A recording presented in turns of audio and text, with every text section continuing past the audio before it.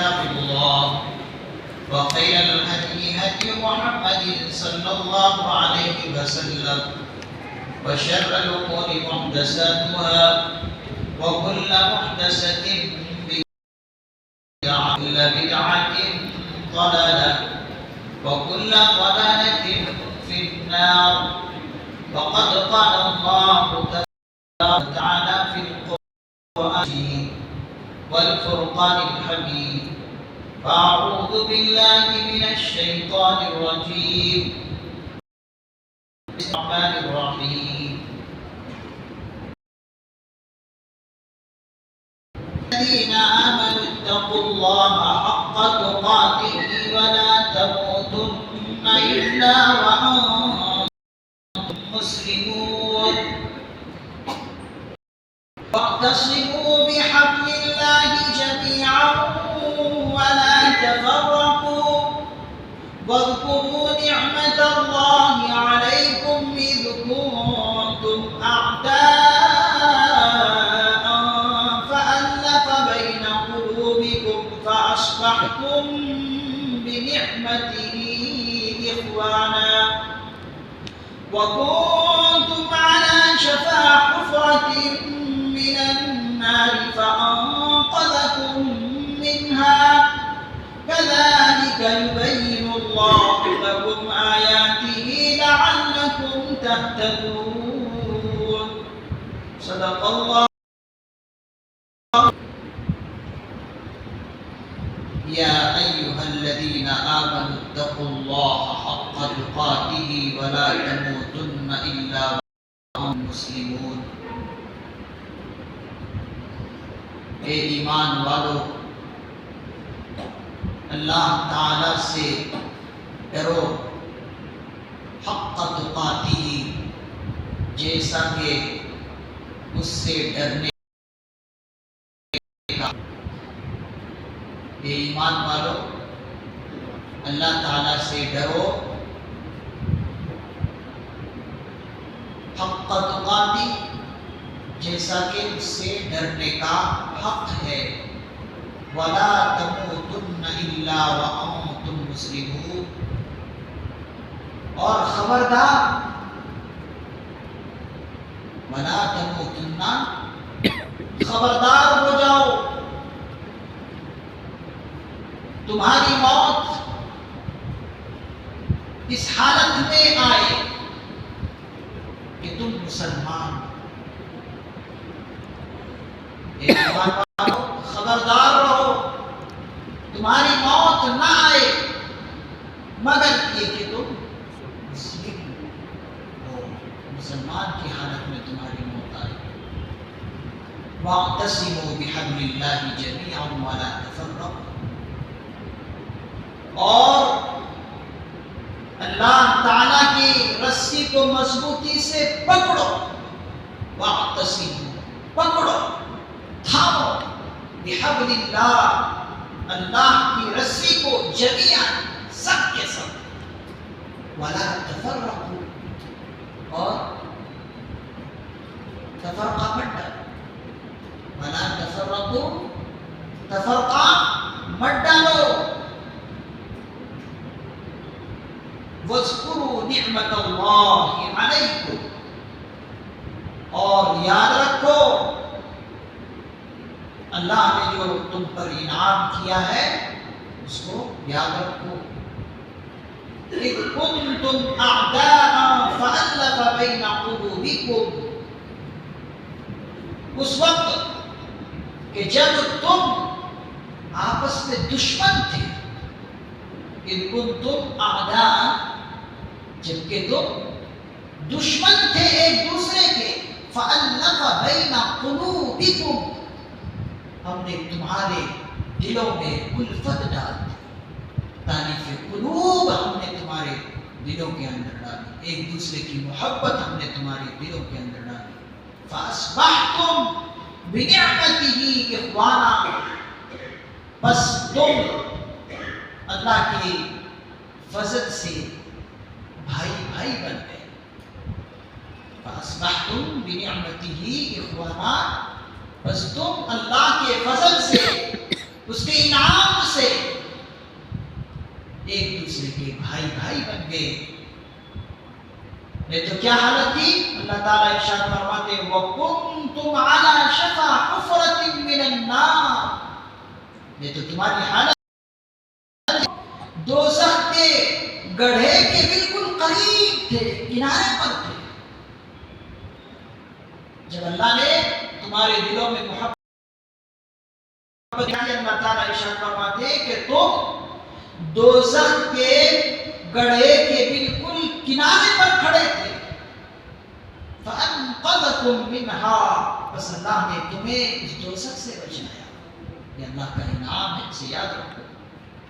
كَذَلِكَ يُبَيِّنُ اللَّهُ لَكُمْ آيَاتِهِ، اللہ تعالیٰ اسی طرح تمہارے لیے اپنی نشانیاں واضح کر کے بیان کرتا ہے. کیوں؟ لَعَلَّكُمْ تَهْتَدُونَ، تاکہ تم راہ راست پر آ جاؤ. یہ دو آیتیں جو تلاوت ہوئی ہے آپ کے سامنے، بہت اہم آیت ہے. میں کہتا ہوں کہ اگر مسلمان صرف ان دونوں آیتوں پر ہی عمل کر لے تو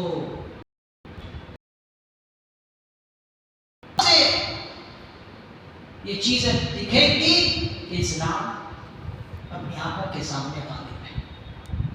اگر صرف ان دونوں آیتوں پر مسلمان عمل کرے. اللہ تعالیٰ نے ان دونوں آیتوں میں دو اصول بتلائے. پہلی آیت مبارکہ کے اندر اللہ نے اصول اور ضابطہ بتایا کہ دیکھو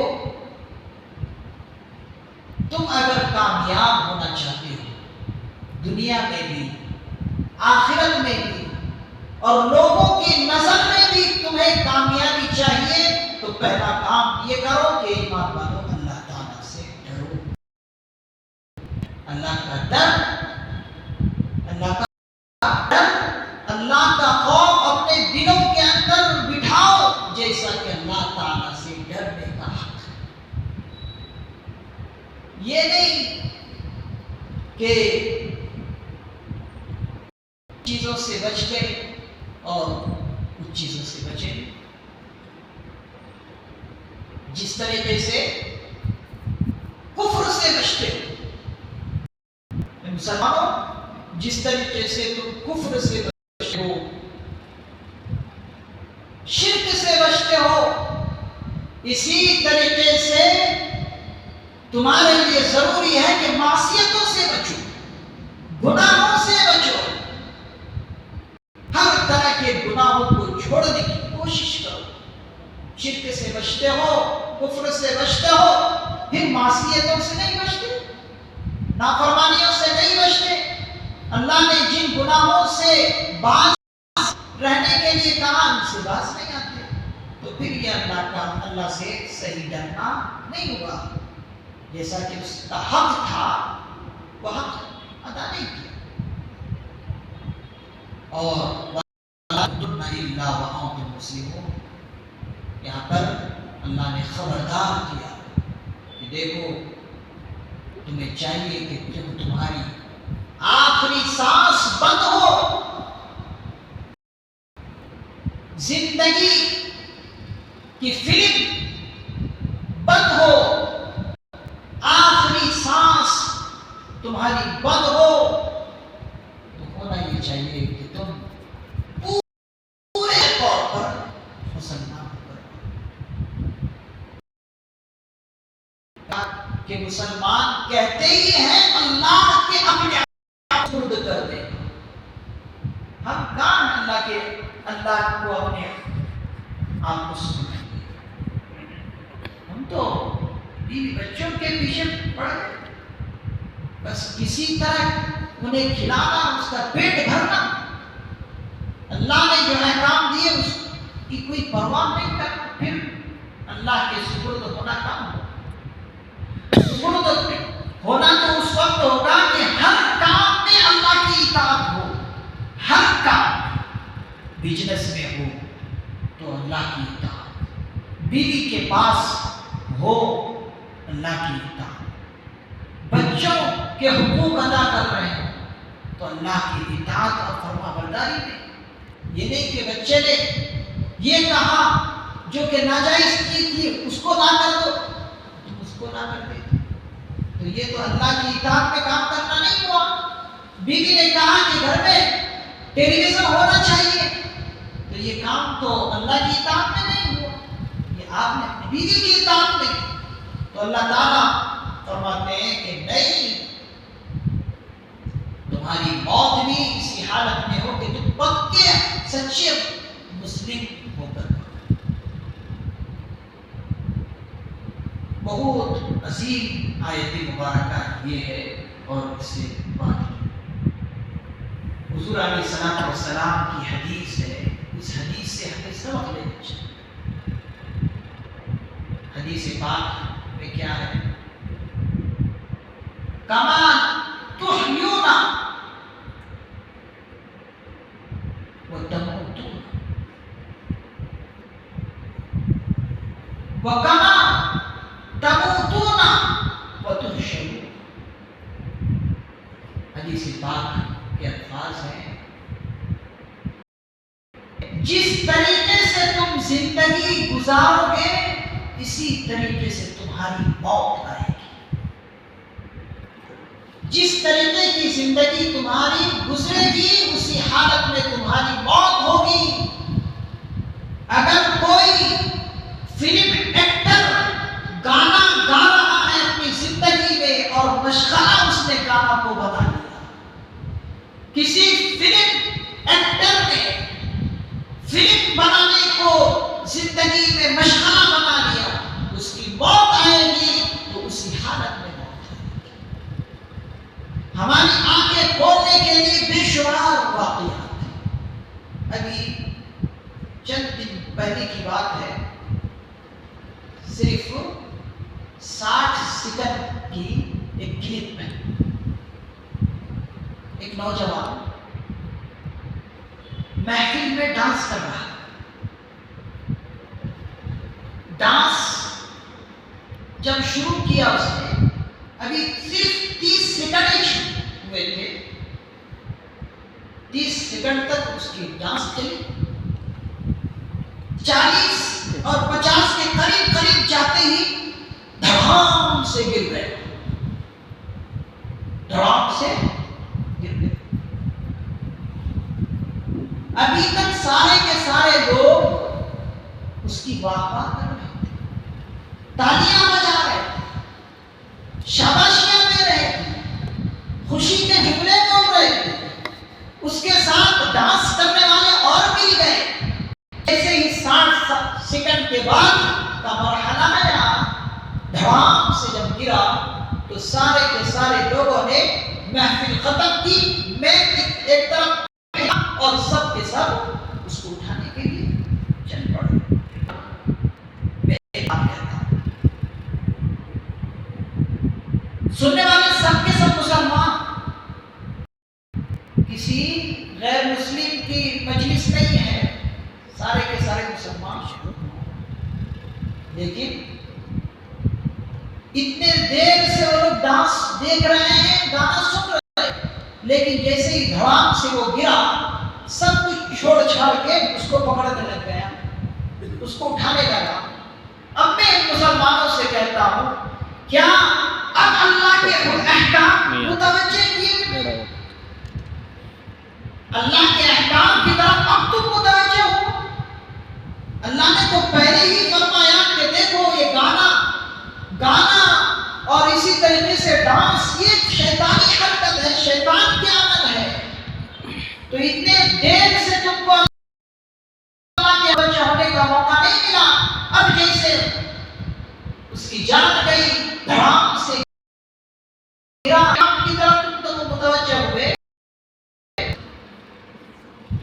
تو اس حدیث سے آپ بالکل اندازہ کر سکتے ہیں حضور نے کیا فرمایا، جیسے تمہاری زندگی اسی حالت پر تمہاری موت. پھر اگلے جملے میں آقا علیہ السلام نے کیا فرمایا، وَكَمَا تَمُوتُونَ وَتُحْشَرُونَ، اور جیسے ہی تمہاری موت ہوگی، جیسے تم مرو گے میدان محشر میں بھی اسی حالت میں اٹھو گے. نعوذ باللہ من ذالک ولا حول ولا قوت. مرا تو گانا گاتے ہوئے اب اٹھے گا قبر سے حشر میں جمع ہونے کے لیے، تو اس وقت بھی یہی حالت. کتنے افسوس کی بات ہے. دیا تھا اللہ نے کس مقصد کے لیے زندگی، اور کیا کیا. تو بہت عبرت کا مقام ہے. اللہ تعالیٰ اسی لیے فرما رہے ہیں کہ دیکھو تمہاری موت آئے تو اسی حالت پر آئے کہ تم پوری طرح اللہ کے فرما بردار ہو، پوری طرح فرما برداری کے ساتھ تمہاری موت ہے. یہ پہلی آیت. دوسری آیت، اس آیت مبارکہ کے اندر بھی مسلمانوں کے لیے بڑا سبق ہے. کیا؟ وَاعْتَصِمُوا بِحَبْلِ اللَّهِ جَمِيعًا وَلَا تَفَرَّقُوا.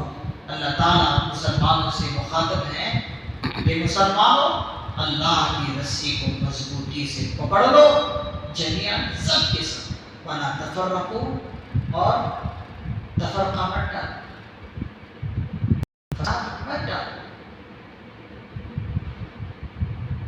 اللہ سے حضرات مفسر نظام فرماتے ہیں کہ یہ اللہ کے دین مراد ہے. اللہ کا جو دین ہے اس دین پر جاؤ. اور بعض مفسر نظام فرماتے ہیں کہ بحبل اللہ سے مراد قرآن کریم ہے. تفسیر کے اندر بھی ہے اور روح المعانی کے اندر بھی ہے کہ بحبل اللہ، حبل اللہ وہو القرآن. اللہ کی رسی سے مراد اللہ رب العزت کا کلام ہے، قرآن کریم ہے. اس قرآن کریم کو پوری طرح سے پکڑ لو. پکڑنے کا مطلب یہ ہے کہ یہ قرآن کریم تمہاری زندگی کے لیے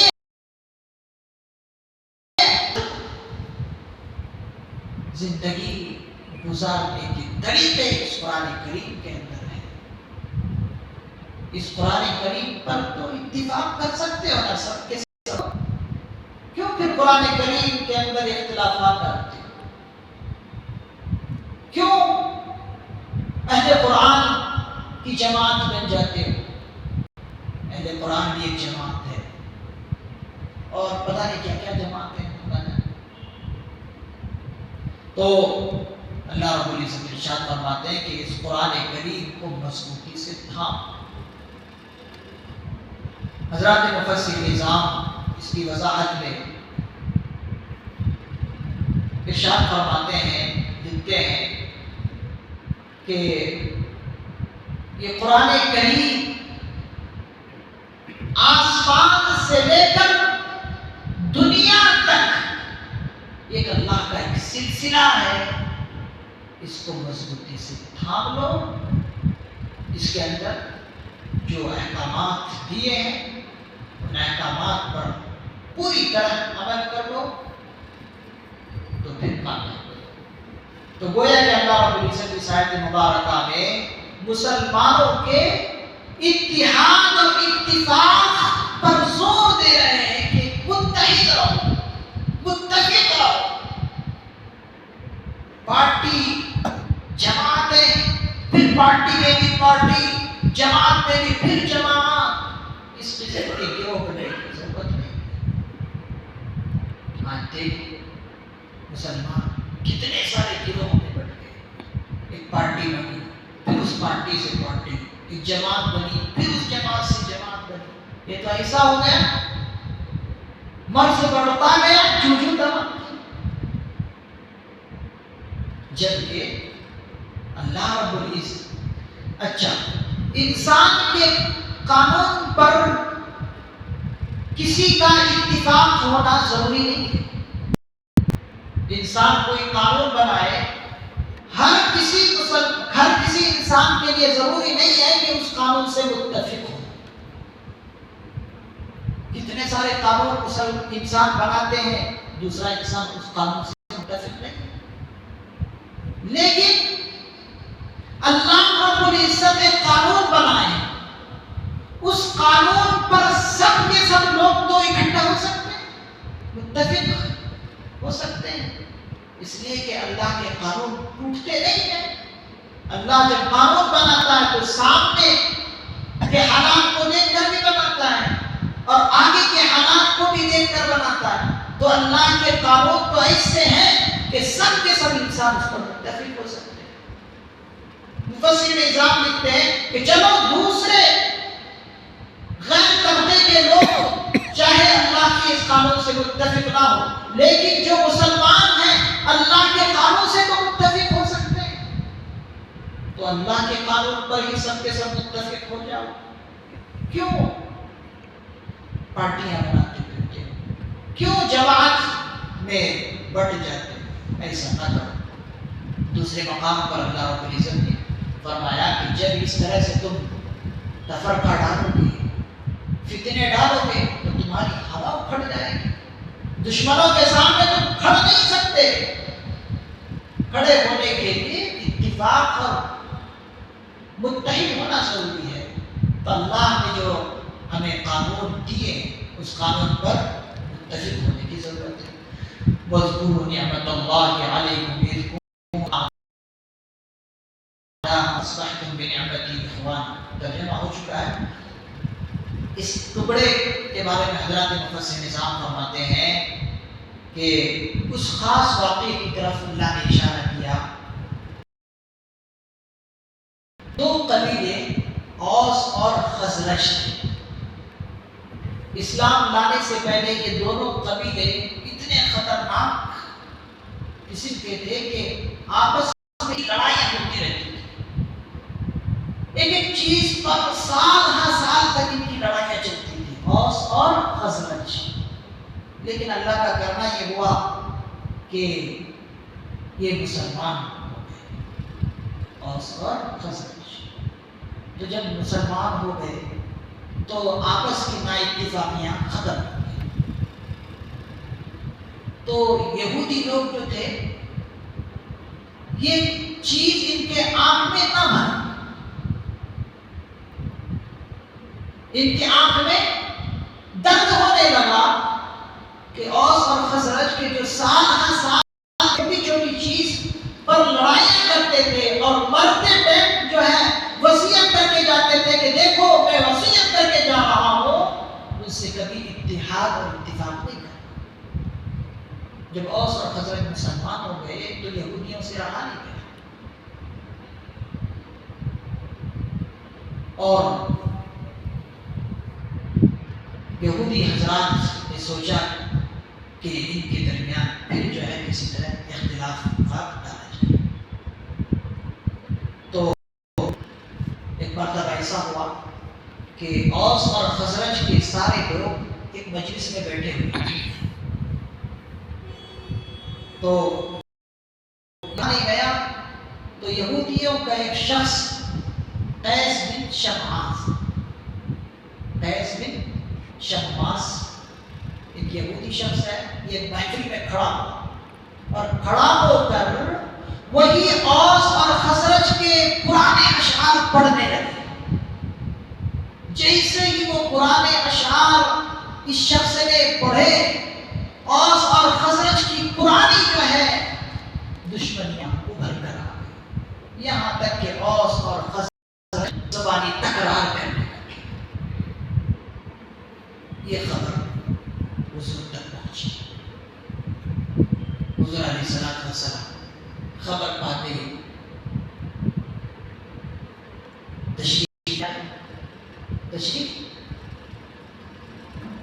لائے اور لانے کے بعد ان سے کہا کہ اوس اور خزرج تم تو مسلمان ہو گئے، اسلام قبول کر چکے، ابھی تک تمہارے اندر یہی شیطانی حرکتیں ہیں. یہ تو جھگڑے کرنا، آپس میں فتنہ اور فساد مچانا، یہ تو شیطانی حرکت ہے، شیطانی عمل ہے. کب سے تم پھر وہی حرکتیں کرنے لگے؟ تو مفسر نظام لکھتے ہیں کہ حضور کے نصیحت آموز باتیں ان کے دلوں میں پڑی، پھر جو ہے انہوں نے توبہ کی اور حضور کے الفاظ بڑے مؤثر ہوئے۔ پھر اس کے بعد تمام مسلمانوں سے حضور علیہ السلام کو مخاطب کرتے ہوئے فرمایا کہ دیکھو اس طرح سے آپس کرنا، تنازع کرنا، لڑائی کرنا، یہ اسلام کے اندر درست نہیں ہے، اسلام منع کرتا ہے۔ تو اسی کو اللہ رب العزت نے ارشاد فرمایا، اوس اور خزرج کے واقعے کی طرف اللہ رب العزت ارشاد فرماتے ہیں کہ تمہاری آپس کی دشمنیاں تھیں، ہم نے تمہارے دلوں کو جوڑا، محبتیں ڈال دی، تو اس نعمت کو یاد رکھو۔ وَكُنْتُمْ عَلَى شَفَا حُفْرَةٍ مِّنَ النَّارِ، اللہ رب العزت ارشاد فرماتے ہیں اس سے پہلے، یعنی جب تم اسلام نہیں قبول کیے تھے، تمہاری حالت یہ تھی کہ کفر کی وجہ سے دوزخ کے بالکل کنارے پر تھے، بس دوزخ میں گرنا کیا چیز رکاوٹ بن رہی تھی، بس مرنا ہے، جیسے ہی موت آتی بس دوزخ کے گڑھے میں گر جاتے ہیں۔ لیکن اللہ نے تمہیں اس دوزخ سے بچایا، فَأَنْقَذَكُم مِّنْهَا، تمہیں اللہ نے دوزخ سے بچایا اور محبتیں ڈال دی آپس میں، تو اس نعمت کو یاد کرو۔ كَذَلِكَ يُبَيِّنُ اللَّهُ لَكُمْ آيَاتِهِ، اسی طرح اللہ تعالیٰ نشانیاں کھول کھول کر بیان کرتا ہے، لَعَلَّكُمْ تَهْتَدُونَ، تاکہ تم راہ راست پر جاؤ۔ تو اللہ تعالیٰ سے دعا ہے اللہ تعالیٰ مسلمانوں کو اتحاد نصیب فرمائے، اتفاق نصیب فرمائے، ہر طرح کی نا اتفاقی سے، جھگڑے سے، تنازعات سے اللہ تعالیٰ پوری حفاظت فرمائے، اور شیطانوں کی حرکت سے اللہ تعالیٰ پوری حفاظت فرمائے، شیطان کے جال میں پھنسنے سے اللہ تعالیٰ اپنی مدد شامل حال فرمائے۔ سبحان اللہ و بحمدہ، سبحانک اللہم و بحمدک، ونشہد ان لا الہ الا انت، ونستغفرک ونتوب الیک۔ عما یصفون، وسلام علی المرسلین، والحمد للہ رب العالمین۔